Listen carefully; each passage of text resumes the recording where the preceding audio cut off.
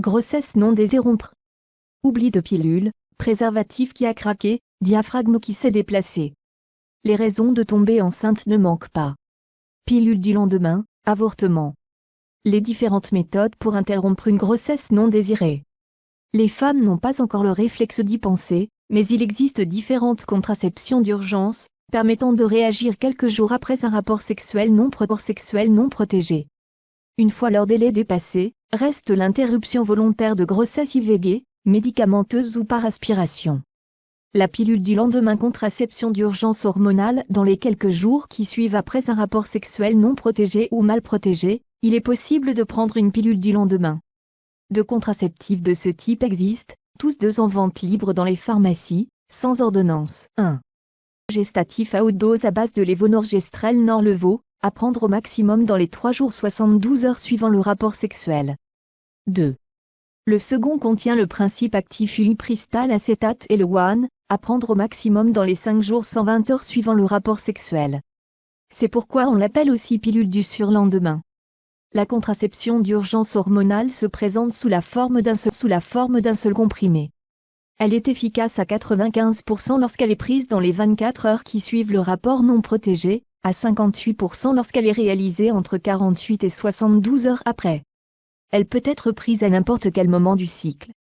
La contraception d'urgence peut être délivrée gratuitement aux mineurs, de manière anonyme, dans les pharmacies, les plannings familiaux et les infirmeries scolaires collèges et lycées. Le refus de délivrance par un pharmacien est illégal. Elle est sans danger et grave. Toutefois, des contre-indications existent.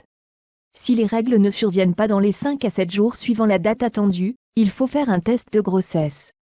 La contraception d'urgence par dispositif intra-utérin ou stérilé après un rapport sexuel non protégé, la pose d'un dispositif intra-utérin au cuivre, est une méthode extrêmement efficace. Moins de 0,2% de grossesse, soit de grossesse pour 1000 utilisatrices, quel que soit le moment du cycle. L'insertion d'un DIU au cuivre rend en effet l'utérus impropre à l'implantation de l'ovule. Entre le moment du rapport sexuel et l'implantation d'un ovule, il se passe au moins 5 jours. En cas de rapport mâle, il est donc possible de poser un DIU jusqu'à 5 jours après la date du rapport à risque. Le DIU au cuivre est considéré comme la méthode de contraception d'urgence la plus efficace. À noter que ce stérilet servira ensuite de contraception permanente pendant plusieurs années. Interruption volontaire de grossesse. La technique médicamenteuse à l'IVG. Interruption volontaire de grossesse médicamenteuse est réservée aux femmes dont la grossesse est inférieure à 5 semaines 7 semaines après le début des dernières règles. Elle se déroule en 3 étapes.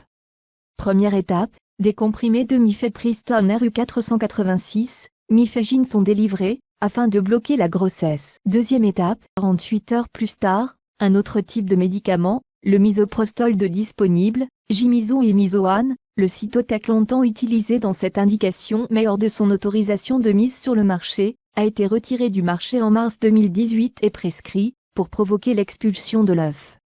Quelques heures plus tard, des saignements, contractions utérines, surviennent. Troisième étape 10 jours après l'expulsion, le médecin ou la sage-femme vérifie que la grossesse a bien été interrompue.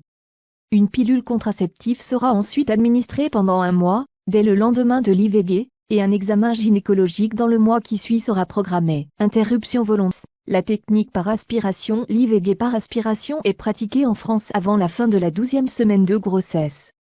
C'est-à-dire avant la fin de la 14e semaine d'aménorrhée absence de règles. L'intervention se déroule à l'hôpital sous anesthésie générale ou anesthésie locale.